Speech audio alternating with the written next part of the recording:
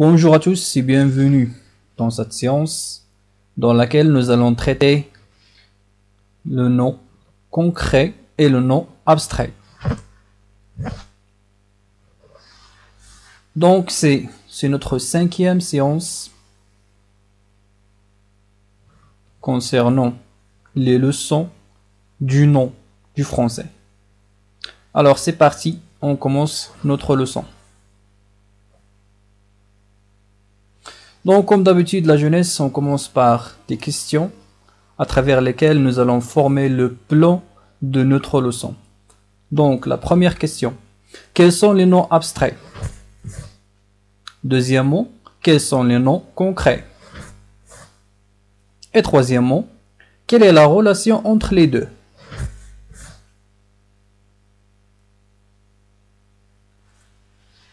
Alors, on commence par une petite introduction. La voilà. La distinction entre les noms concrets et les noms abstraits correspond en effet à une différence de fonctionnement grammatical et à une différence de sens.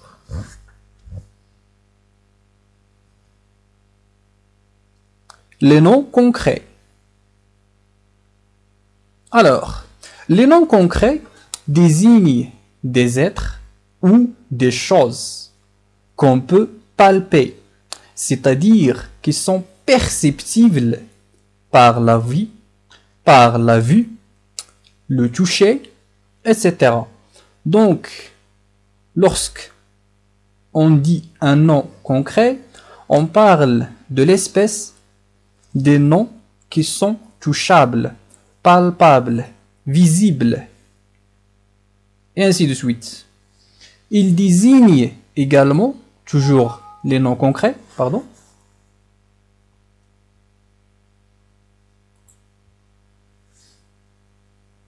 Donc, il désigne également les choses que l'on imagine appartiennent à ce monde, le monde de l'imagination.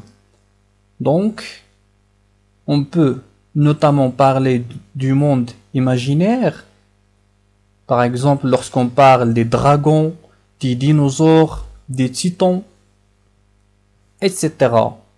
Donc ici on parle des noms concrets. Un dragon, c'est un animal fabuleux, donc il est concret, il est palpable, il est touchable et tout ce que vous voulez.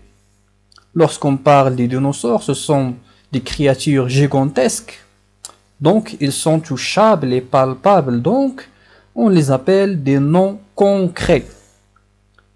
La même chose pour les titans. Alors, suivons.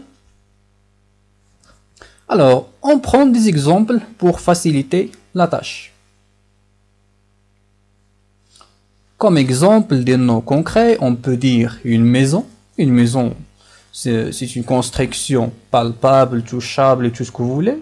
L'or, la montagne, un smartphone, même votre smartphone. Donc, un smartphone, même votre smartphone personnel, donc vous pouvez le concrétiser, vous pouvez le toucher, le palper, donc c'est un nom concret.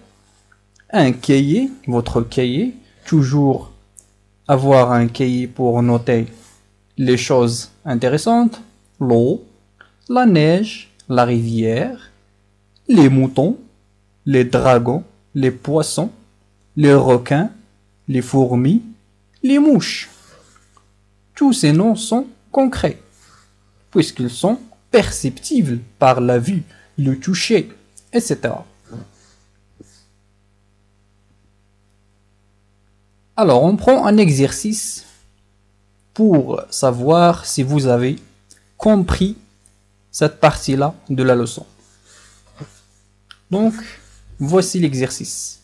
Relevez du paragraphe suivant tous les noms concrets. Alors, la tâche est très simple. Il suffit de relever les noms concrets à partir de ce paragraphe. Alors, on lit le paragraphe. Quand j'ai visité ma tante à la campagne, j'ai vu des paysages très fascinants.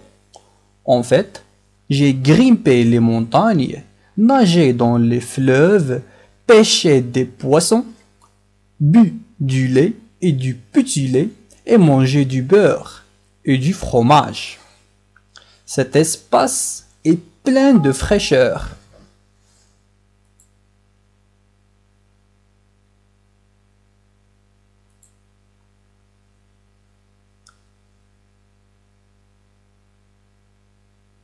Cet espace est plein de fraîcheur, du calme et de l'aisance. Donc voici l'exercice. Voici l'exercice.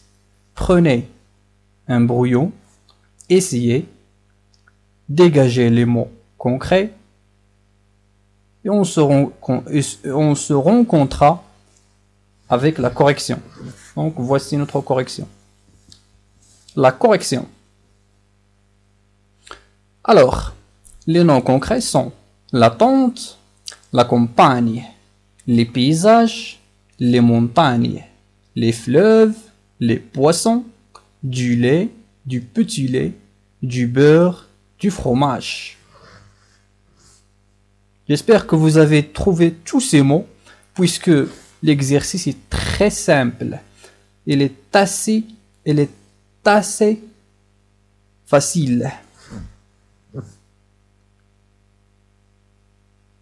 Suivons les noms abstraits.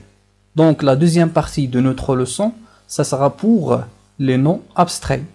Donc contrairement aux noms concrets qui sont touchables et palpables et perceptibles par la vue, le toucher et ainsi de suite, les noms abstraits sont intouchables, impalpables et invisibles.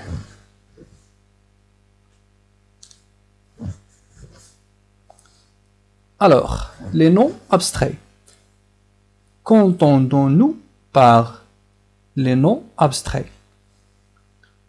Donc, quant à eux, c'est-à-dire les noms abstraits, ils désignent des actions, des qualités, des états, des propriétés reconnues aux êtres ou aux choses.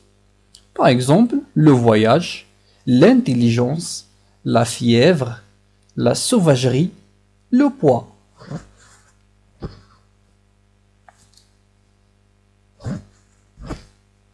On prend des exemples pour mieux comprendre cette partie-là.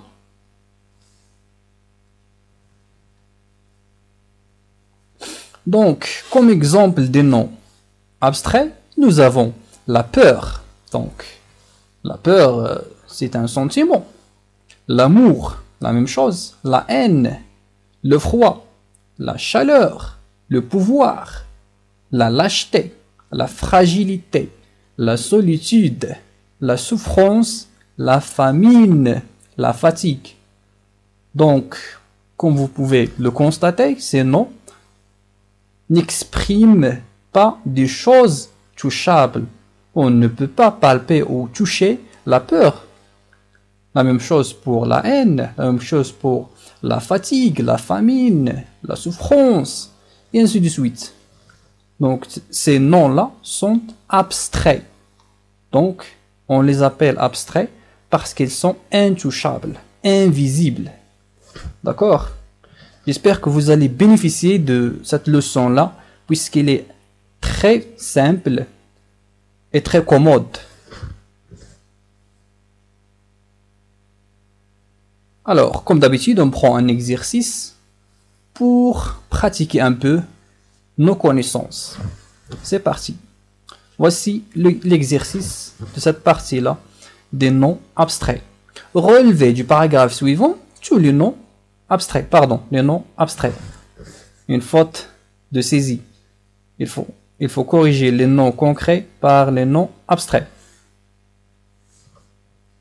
Selon la théorie de la relativité du savant allemand Albert Einstein, le cosmos est composé des galaxies où il y a plusieurs planètes. Il indique également que dans le cosmos, il existe des trous noirs par lesquels on peut voyager à travers le temps. Donc, vous faites la même chose du dernier exercice. Prenez un brouillon et pratiquez-vous. Essayez de dégager les mots abstraits, ceux qu'on ne peut pas les toucher, les palper ou même les perceptibiliser. Alors, voici notre correction. J'espère que vous avez trouvé tous les mots abstraits puisqu'ils sont très simples. Voici la correction. Donc, les mots abstraits sont la théorie. La théorie, c'est une chose intouchable. La relativité. Savant. Allemand. Le cosmos. Des galaxies. Planètes. Cosmos, encore une fois. Des trous noirs. Voyager. Et le temps. C'est très facile, non? Donc, faisons une récapitulation de cette leçon-là. Donc, nous avons vu que le nom, dans sa forme générale, il peut indiquer soit une concrétisation, soit une abstraction.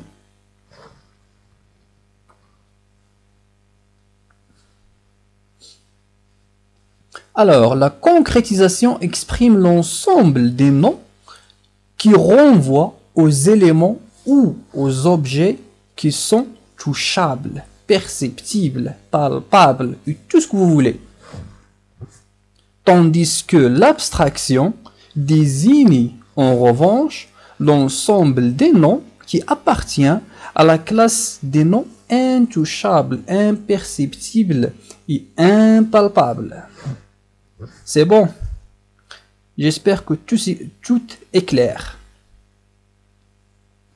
Alors, on arrive à la dernière partie de cette leçon, à savoir l'exercice de pratique. Donc, c'est à vous de pratiquer cet exercice-là, d'utiliser toutes vos connaissances et toutes les astuces que vous avez appris durant cette leçon. Alors, je vous espère du bonne chance.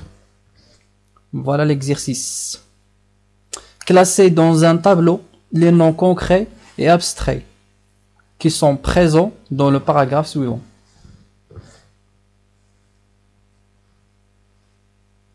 Voici le paragraphe.